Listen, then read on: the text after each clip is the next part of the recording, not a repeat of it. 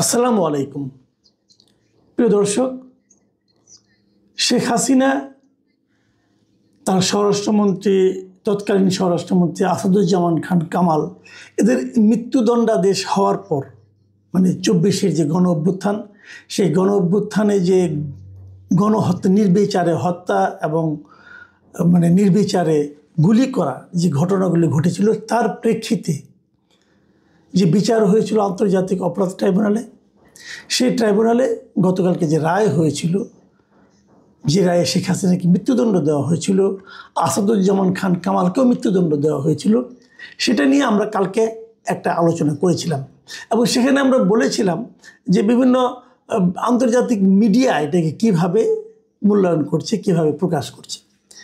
আজকে আমরা এটা নিয়ে একটু বিভিন্ন মানবাধিকার সংস্থাগুলো, ইন্টারন্যাশনাল মানবাধিকার সংস্থাগুলো, তারা এটাকে কীভাবে দেখছে সেটাকে একটু নিয়ে আলোচনা করতে চাই। এটা এই কারণে করতে চাই যে এই সরকার, যে সরকার এই কাজটা করেছে, যে অন্তর্বর্তীকালীন সরকার, তারাই তো উদ্যোগ নিয়ে করেছে, তো তারা তো প্রশংসা করবেই এবং এই সরকারের যারা সাপোর্টার আছে দেশে, তারাও সেটাকে প্রশংসা করবে। কিন্তু আন্তর্জাতিকভাবে যারা বাইরে থেকে দেখছে, তারা এটাকে কীভাবে মূল্যায়ন করছে সেটাও কিন্তু আমাদের জন্য জরুরি। কারণ আমরা জানি একটা সরকার কখনো একা একা পৃথিবীতে বাস করতে পারবে না, তাদেরকে সবাইকে নিয়েই চলতে হবে, সকলের মতামতকে তার বিবেচনায় নিতে হবে। বিভিন্ন আন্তর্জাতিক সংস্থা যেগুলো আছে, মানবাধিকার সংস্থা, এই সংস্থাগুলো আমরা দেখেছি যে শেখ হাসিনা যখন ক্ষমতায় ছিলেন তখন তাদের বিভিন্ন কর্মকাণ্ডে তারা সমালোচনা করত এবং যখন সমালোচনা করত তখন সরকারের পক্ষ থেকে বলা হতো যে এই প্রতিষ্ঠানগুলো আসলে বিরোধী দলের হয়ে ওকালতি করছে। কেউ কেউ এমনও বলতো যে বিএনপি জামাতে টাকা খেয়ে তারা এই কাজগুলি করছে, এই সমস্ত বিবৃতি দিচ্ছে। তো এখন তো সেরকম বলার কিছু নেই, এখন তো বিএনপি জামাত তো আর টাকা দেওয়ার কোনো প্রশ্ন ওঠে না, আওয়ামী লীগ তো দেশের বাইরে আছে। এখন এই সরকার কি বলবে? আমরা সবসময় দেখি সরকারে যখন কেউ সমালোচনা করে, সরকারও সেটার এমন সব যুক্তি দেয় যে যুক্তি শুনলে সাধারণ মানুষ একটু কৌতুক অনুভব করে। তো এই সরকার এখনও কিছু বলছে না, এখন আমরা পাইনি, কারণ মাত্রই তারা আজকেই তাদের আমরা কিছু রিয়াকশন পেলাম। আমরা সেই রিয়াকশনগুলো নিয়ে একটা কথা বলবো। পাশাপাশি এই যে আন্তর্জাতিক অপরাধ ট্রাইব্যুনাল যে বিচারটা করলো, সেই বিচারেরও একটা মৌলিক বিষয় নিয়ে আমি একটু কথা বলতে চাই। আমি শুরুতে একটা কথা বলে রাখি, আমি কিন্তু শেখ হাসিনার কৃত অপরাধকে ছোট করে দেখানোর চেষ্টা করছি না। আমি শেখ হাসিনার অপরাধের জন্য ওনার এবং ওনার সরকারে যারা দায়িত্বপ্রাপ্ত ছিল তাদের বিচার না হোক এটাও বলছি না। আমি অবশ্যই তাদের একটা দৃষ্টান্তমূলক বিচার চাই, কিন্তু পাশাপাশি আমি এটাও চাই যে এমন একটা বিচার হোক যে বিচার নিয়ে যেন পরবর্তী সময়ে কোনো ধরনের প্রশ্ন না ওঠে, এটাও আমি চাই। অপরাধ অপরাধী, কিন্তু সে অপরাধ নিয়ে যদি, অপরাধের বিচার করতে গিয়ে যদি আপনি রাজনীতিকে ঢুকিয়ে ফেলেন, রাজনীতিকে মিশিয়ে ফেলেন, পরে কি হয়? পরে সেই অপরাধে যখন পরবর্তী সময় আলোচনা হয়, সেই বিচার নিয়ে যখন পরবর্তী সময় আলোচনা হয়, তখন কিন্তু বিচারটা হালকা হয়ে যায়, তখন অপরাধটা যে হয়েছিল সেটাও মানুষ ভুলে যায়। আমি একটা এক্সাম্পল দিয়ে বলি আগে আপনাদেরকে। দেখুন, 21শে আগস্ট গ্রেনেড হামলা, অথবা ধরুন 10 ট্রাক অস্ত্র উদ্ধার, এগুলি বিএনপি আমলে হয়েছিল এবং সেগুলো নিয়ে বিচার হয়েছে, নানা ধরনের তদন্ত হয়েছে এবং তারপর বিচারে যে রায়টা হয়েছিল, সেই রায়টার মধ্যে কি কিছুই রাজনীতি ছিল না? আওয়ামী লীগ আমলে যে রায়টা হয়েছিল আমার বিবেচনায় ছিল, অনেক কিছুই ছিল যেখানে বাড়াবাড়ি ছিল। তার ফলে কি হলো? ওই যে বাড়াবাড়ি ছিল, ওই যে রাজনীতি ঢুকে পড়েছিল, তার কারণে যখন এই সরকার আসলো তারা কিন্তু ওই মামলাগুলিকে সব মামলা খারিজ করে দিল, সব আসামি মুক্তি পেয়ে গেল। তাহলে কি অপরাধটা ঘটেনি? তাহলে কি 21শে আগস্ট ওখানে গ্রেনেড ফোটেনি? তাহলে কি দেশে 10 ট্রাক অস্ত্র আসেনি? ওগুলি কি কেউ অপরাধের সঙ্গে জড়িত ছিল না? তো কী হলো? যে আপনার রাজনীতি করার কারণে, প্রকৃত মামলার সঙ্গে রাজনীতি ঢুকিয়ে দেওয়ার কারণে প্রকৃত আসামিরাও কিন্তু মুক্তি পেয়ে গেল। এটা ঠিক না। তো এবারও যেন সেরকম কিছু না হয়, সেই বিষয়গুলো নিয়ে আমরা একটু কথা বলতে চাই। আমি ছোট করে বলি, আমি দুটো সংগঠনের কথা বলবো।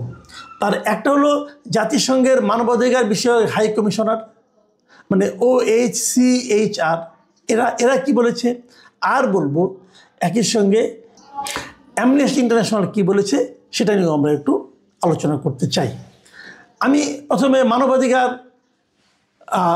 হাই কমিশনার যেটা আছে মানবাধিকার বিষয়ক হাই কমিশন, তারা কি বলেছে তাদের বক্তব্যটা আমি একটু আপনাদের পড়ে শোনাই, তারপরে একটু ব্যাখ্যা করব। তারা বলেছে, যেহেতু এই বিচার প্রক্রিয়ার কার্যক্রমের বিষয়ে আমরা অবগত ছিলাম না, তাই আমরা সব জবাবদিহিতামূলক কার্যক্রম, বিশেষ করে আন্তর্জাতিক অপরাধের অভিযোগগুলো যেন প্রশ্নাতীতভাবে যথাযথ প্রক্রিয়া ও ন্যায় বিচারের আন্তর্জাতিক মানদণ্ড পূরণ করে সেজন্য ধারাবাহিকভাবে বলে এসেছি। এটি বিশেষভাবে খুবই গুরুত্বপূর্ণ যখন এই মামলার ক্ষেত্রে যেটা হয়েছে, অভিযুক্তের অনুপস্থিতিতে বিচার হয়েছে এবং মৃত্যুদণ্ডের শাস্তি দেওয়া হয়েছে। মানে আমি এটা ওরা ইংরেজিতে দিয়েছে, কিন্তু আমি অনুবাদটা নিয়েছি প্রথম আলো থেকে। আমি বাংলাদেশে যারা অনুবাদ করে বিভিন্ন আন্তর্জাতিক সংস্থা থেকে, তার মধ্যে মিডিয়া হিসেবে প্রথম আলো অনুবাদটাকে আমি অধিকতর গ্রহণযোগ্য বলে মনে করি বলে ওদের কাছ থেকে নিয়েছি। আচ্ছা, এখানে আসলে কি বলা হয়েছে? প্রথমত বলা হয়েছে যে প্রক্রিয়ায় বিচারটা হয়েছে সেই ব্যাপারে জাতিসংঘের মানবাধিকার হাই কমিশনার অবগত ছিল না, 1 নম্বর।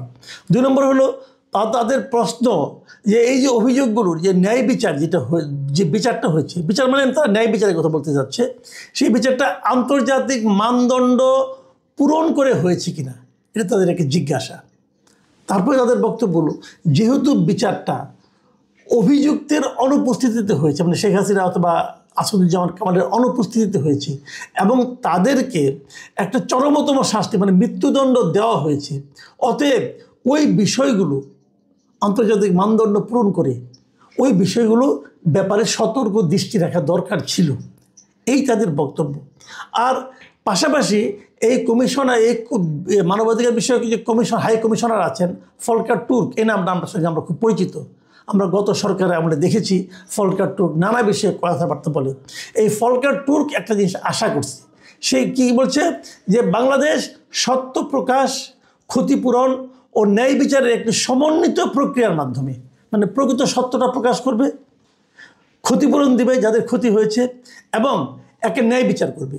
এর সমন্বিত প্রক্রিয়া যদি করতে পারে তাহলে কি হবে, জাতীয় ঐক্য ও ক্ষত কাটিয়ে ওঠার দিকে এগিয়ে যাবে। মানে যদি এই 3টা কাজ তারা করতে পারে, মানে প্রকৃত সত্যটা প্রকাশ করবে, ক্ষতিগ্রস্তদেরকে ক্ষতিপূরণ দেবে এবং একে ন্যায় বিচার সম্পন্ন করবে, কেবল তাহলেই বাংলাদেশ একটা জাতীয় ঐক্যের দিকে অগ্রসর হতে পারবে এবং ক্ষত কাটিয়ে উঠতে পারবে। আমরা কি জাতীয় ঐক্যের দিকে যাচ্ছি? আমরা কি ক্ষতিপূরণটা দিতে পেরেছি এ পর্যন্ত? তাহলে কিভাবে হবে? খালি একজনকে ফাঁসি দিলাম, 3 জনকে যাবজ্জীবন দিলাম, অমুক করলাম তমুক করলাম, এতেই কিন্তু ন্যায় বিচার প্রতিষ্ঠা হয় না। এদের দ্বারা যারা ক্ষতিগ্রস্ত হলো তাদেরকে আমরা ক্ষতিপূরণটা দিতে পেরেছি? 2 দিন পর পর তাদের তো মিছিল করতে দেখি আমরা, আবার ওখানে অন্য লোককে ঢুকে পড়তে দেখি আমরা, এটাও তো দেখি। কাজেই সেগুলিও কিন্তু বড় প্রশ্ন। আর জাতীয় ঐক্যটা যে কত জরুরি এটা কিন্তু ফলকার টুর্কের এই কথা থেকে বোঝা যাচ্ছে। আমরা কি জাতিকে ঐক্যবদ্ধ করতে পারছি নাকি আরও বেশি বিভক্ত করে ফেলছি? এগুলো কিন্তু আমাদেরকে মাথায় রাখতে হবে। আমি অ্যামনেস্টি ইন্টারন্যাশনাল যে বিবৃতিটা দিয়েছে সেটা আরেকটু অ্যাগ্রেসিভ বলে আমার কাছে মনে হয়েছে। যারা ভুক্তভোগী তাদের ন্যায় বিচার নিশ্চিত হয়নি বলে শিরোনামে বলা হয়েছে, কিন্তু নিউজটা শুরুটা করা হয়েছে এভাবে যে ক্ষমতাচ্যুত প্রধানমন্ত্রী শেখ হাসিনা ও সাবেক স্বরাষ্ট্রমন্ত্রী আসাদুজ্জামান খানের বিচার সুষ্ঠু ও ন্যায়সঙ্গত কোনোটি হয়নি বলে মনে করে যুক্তরাজ্য ভিত্তিক মানবাধিকার সংস্থা অ্যামনেস্টি ইন্টারন্যাশনাল। মানে তারা মনে করে যে এই বিচারটাই সুষ্ঠু হয়নি এবং ন্যায়সঙ্গত হয়নি, এই দুটার কোনোটাই হয়নি। তাহলে এই বিচারটা কী বিচার হলো? দেখুন, এই প্রশ্নটা কিন্তু আমার না। হয়তো ভাববেন যে তুমি তো ভাই একটা দল করো, অথবা তুমি তো একটা পক্ষ নিচ্ছ, অথবা তুমি তো সরকারের বিরোধিতা করো, সরকার যা করে সেটাই তোমার বিরোধিতা করো। কাজে আমার আলাপ বাদ দেন, আমি বলছি না। এটা কিন্তু অ্যামনেস্টি ইন্টারন্যাশনাল বলেছে এবং অ্যামনেস্টি ইন্টারন্যাশনালের বিভিন্ন বিবৃতিকে কিন্তু আমরা ইউনিসের পক্ষে যখন বিবৃতি আসতো, যখন বিএনপির পক্ষে বিবৃতি আসতো, যখন জামাতের পক্ষে বিবৃতি আসতো, তখন কিন্তু আমরা শেখ হাসিনা গভর্নমেন্টকে সমালোচনা করতাম যে অ্যামনেস্টি ইন্টারন্যাশনাল শেখ হাসিনা না বলে সঠিক বিবৃতি দিত, আর এখন বেঠিক দেয় তা তো বলা যাবে না, তা বলা ঠিকও হবে না। তো কিন্তু তারা কিন্তু বলছে যে বিচারটা সুষ্ঠু হয়নি, ন্যায়সঙ্গত হয়নি। কেন হয়নি? তারা অনেকগুলো কথা কিন্তু বলেছে। তারা বলেছে যে এই সময়ে যে গত বছরে আন্দোলনের সময় যে গুরুতর মানবাধিকার লঙ্ঘন হয়েছে, যে অপরাধের অভিযোগ ছিল যেগুলো, এই জন্য যারা ব্যক্তিগতভাবে দায়ী তাদের বিরুদ্ধে সুষ্ঠু বিচার প্রক্রিয়ায় তদন্ত ও বিচার কাজ হতে হবে। কিন্তু এই বিচার ও সাজা কোনোটাই সুষ্ঠু ও ন্যায়সঙ্গত হয়নি। তার মানে তারা বিচার প্রক্রিয়ায় নিয়েই কিন্তু আপত্তি করছেন, এবং তারা এটাও বলছেন যে এই মামলার বিচার যে আদালতে পরিচালিত হয়েছে সেই আদালতের স্বাধীনতার ঘাটতি ও অন্যায্য বিচার কার্যক্রমের জন্য এই অ্যামনেস্টি ইন্টারন্যাশনাল দীর্ঘদিন ধরে সমালোচনা করে আসছে। মানে এই আইসিটি এই যে ট্রাইব্যুনাল, এই ট্রাইব্যুনালের মানে আপনার বিচার কার্যক্রম নিয়ে অ্যামনেস্টি অনেক আগের থেকে প্রতিবাদ করে আসছে, এটা ভালো হয়নি। এই ট্রাইব্যুনালে কিন্তু আবার সেই যুদ্ধ অপরাধীদের বিচারও হয়েছিল, তখন অ্যামনেস্টি বলেছিল এই বিচারটা ঠিক হচ্ছে না। এখনও সেই একই কথা বললো আমাদের। এবং তাদের যে বিবৃতিটা, তাদের বিবৃতির মূল যে পয়েন্টটা সেটা হলো যে আসামিদের অনুপস্থিতিতে এই বিচারের কার্যক্রম নজিরবিহীন দ্রুত গতিতে করা হয়েছে। আমি কিন্তু এই পয়েন্টটাকে কালকেও বলেছিলাম, এই বিচারটা খুব বেশি তাড়াহুড়া করে হয়েছে। তাড়াহুড়াকে করার দরকারটা কি ছিল? তাড়াহুড়া কি কোনো লাভ হলো? কেন করলো? মানে এখনই করতে হবে, এর মধ্যেই করতে হবে। একটা গণতান্ত্রিক সরকার আসতো, একটা নির্বাচিত সরকার আসতো, সেই আসার পর তাদের মাধ্যমে বিচারটা করতেন। এর মধ্যে মানে আসামি পক্ষের আইনজীবীরাও আসতো, ওপেন একটা পরিস্থিতি। এখন কি আসামি পক্ষে অনেক আইনজীবী আসে নাই মবের ভয়ে, একটা মব তো কায়েম করে রাখছেন ভাই। তাহলে এই বিচার নিয়ে যখন প্রশ্ন উঠতেছে, আপনি বিচার করে ফেলেছেন, রায় দিয়ে দিচ্ছেন, বাহাদুরি করতে পারেন, আত্মতৃপ্তি অনুভব করতে পারেন, কিন্তু লাভটা কি হলো? আন্তর্জাতিক সম্প্রদায় কিনা মানছে? যদি না মানে তাহলে তারা কেন মানছে না? এত ডিটেলে কিন্তু সাধারণ মানুষ যাবে না। মানুষ কি ভাববে যে অ্যামনেস্টি ইন্টারন্যাশনাল অথবা জাতিসংঘ মানবাধিকার হাই কমিশন এরা এই বিচারটাকে ভালো বলেনি, তো একটা মন্দ বিচার আমরা কেন করতে যাচ্ছি? লাভটা কি? পরবর্তী সরকার যদি না মানে, দেখেন এই যে কথাটা বললাম, এখানেও আরেকটা কথা বলি। এই আদালতে শেখ হাসিনার বিচারটা করার জন্য এই আদালতটা নতুন সরকার আসার পরে 1 বছরের মধ্যে 4 বার এখানে আইনে সংশোধন করা হয়েছে। 4 বার। এই যে এখানে ভিডিও ক্যাসেট, টেলিফোন বার্তালাপ, এগুলো অডিও ক্যাসেট, এগুলো সাক্ষ্য হিসেবে আসছে না? এটা কিন্তু এই আদালতের মধ্যে ছিল না, এই আইনের মধ্যে ছিল না, এটা ঢুকানো হয়েছে। আরেকটা জিনিস করা হয়েছে, সে হলো ভূতাপেক্ষা কার্যকারিতা, মানে রেট্রোস্পেক্টিভ এফেক্ট যেটাকে বলা হয়। এর অর্থটা হলো সাধারণত সারা দুনিয়ার আইনের নিয়ম হলো অপরাধটা যখন ঘটবে সেই সময়ে ওই অপরাধ বিষয়ক যে আইন, সেই আইন দিয়েই বিচার করতে হবে, এটাই নিয়ম। ধরেন এখন একটা অপরাধ ঘটলো, এমন একটা অপরাধ ঘটলো যে অপরাধের ব্যাপারে আইনে কিছু বলা হয় নাই। এখন অপরাধ ঘটে যাওয়ার পরে তারপরে যদি এই অপরাধীকে আপনি বিচার করতে চান, তাহলে এই সময়ে যে আইনের মধ্যে এটা পড়ে সেই আইনের মধ্যে ফেলেই বিচার করতে হবে। নতুন করে আইন তৈরি করে সে আইনে এই অপরাধীকে বিচার করা যাবে না, এটি হলো নিয়ম।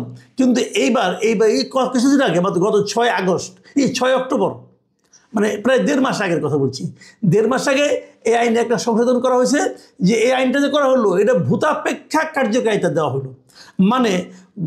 মানে ঘটনাটা যখনই ঘটুক না কেন, তখনই আইনটা না থাকলেও এই আইন দিয়েই তার বিচার করা যাবে। এবং এটার মাধ্যমে কিন্তু শেখ হাসিনার বিরুদ্ধে অনেক মামলা হলো। এখন প্রশ্ন হলো, এই যে আইনগুলো চেঞ্জ করছেন, আপনি কি দিয়ে চেঞ্জ করছেন? কিভাবে চেঞ্জ করলেন আইন? দেশে যখন পার্লামেন্ট নাই, পার্লামেন্ট না থাকলে তো আপনি আইন চেঞ্জ করতে পারবেন না, আইন বানাতেও পারবেন না। তখন যখন পার্লামেন্ট না থাকে, তখন আইন চেঞ্জের নিয়মটা কি? যে রাষ্ট্রপতির অধ্যাদেশ দিয়ে করা হয়। ক্যাবিনেটে একটা প্রস্তাব পাস করা হয়, সেটা রাষ্ট্রপতির কাছে পাঠানো হয়, রাষ্ট্রপতি সিগনেচার করলে আপৎকালীন সময়ের জন্য প্রযোজ্য হিসাবে একটা অধ্যাদেশ হয়ে যায়। সে অধ্যাদেশের মাধ্যমে এই আইনগুলি করা হয়েছে। এবং এই অধ্যাদেশটা কিন্তু আইনে পরিণত হবে যখন নাকি পরবর্তী পার্লামেন্টে এই অধ্যাদেশগুলোকে তারা যদি মেনে নেয়, পাশ করে। তাহলে যদি পাশ না করলে কিন্তু এগুলো বাতিল, সব বাতিল। তাহলে এই যে আপনি 4টা সংশোধন করেছেন অধ্যাদেশের মাধ্যমে, যদি আগামী পার্লামেন্ট এই 4টাকে আইন হিসাবে মানতে রাজি না হয়, বলে না এগুলো আইন করা ঠিক হয় নাই, তাহলে সব বাতিল। তো যেগুলো বাতিল হয়ে গেল সেই আইনের মাধ্যমে কিন্তু আপনি সেরকম একটা অধ্যাদেশের মাধ্যমে কিন্তু আপনি বিচারটা করলেন, ততদিন আপনার সাজা হয়ে গেছে। আপনার এমন একটা অধ্যাদেশের উপর ভিত্তি করে সাজা হলো যে অধ্যাদেশটা পরবর্তী তারা আইন হলো না, তাহলে এই সাজার মূল্য কি? তাহলে আপনি বলবেন যে ঠিক আছে, অসুবিধা নাই, 1 মাসের মধ্যে যদি শেখ হাসিনা আপিল না করে তারপর তাকে আমরা ধরে আইনা ফাঁসিতে লটকাই দেবো, দেন লটকাইয়া। উনি মারাও গেলেন। তখন যখন আগামী পার্লামেন্ট যখন বসবে, তারা যখন বলবে যে এই আইনটা আমরা করব না, এই অধ্যাদেশ আমরা পাশ করব না, তাহলে আইন না, তাহলে বেআইনিভাবে তাকে ফাঁসিতে লটকাই দিয়েছেন। তো এই তাড়াহুড়ার দরকারটা কি ছিল? দেখেন 21 আগস্ট গ্রেনেড হামলা বাতিল হলো কেন, মনে রাখার চেষ্টা করেন একবার। সেখানে তদন্ত কার্যক্রম নিয়ে কিছু প্রশ্ন উঠেছিল, এবং যে আদালতের মামলাটা হয়েছিল সে আদালতের এই এখতিয়ারই নাই এই কাজটা করার, সেরকম কথা বলা হয়েছিল। মানে উচ্চ আদালত কিন্তু বলে নাই যে ওই ঘটনা ঘটে নাই, তা কিন্তু বলে নাই, তারা ওই আলোচনায় যায় নাই। তারা বলছে যে প্রক্রিয়ায় এই মামলাটা করা হচ্ছে প্রক্রিয়াটা ভুল। তখন যদি বলা হয় এরপরে যে অধ্যাদেশের মাধ্যমে এই আইনটা করা হয়েছিল সেই অধ্যাদেশটাই তো পাশ হলো না, তখন আপনারা কী করবেন? তখন ইতিহাসের কাছে আপনি কী জবাব দিবেন? পরবর্তী প্রজন্মের কাছে আপনি কী জবাব দিবেন? আইন চলে আইনের মতো করে, আইনের মধ্যে আবেগ মিশাতে হয় না। সাজিদ আলম বলেছে, হুঙ্কার দিয়েছে যে শেখ হাসিনার সাজা না বিচার না হওয়া পর্যন্ত কোনো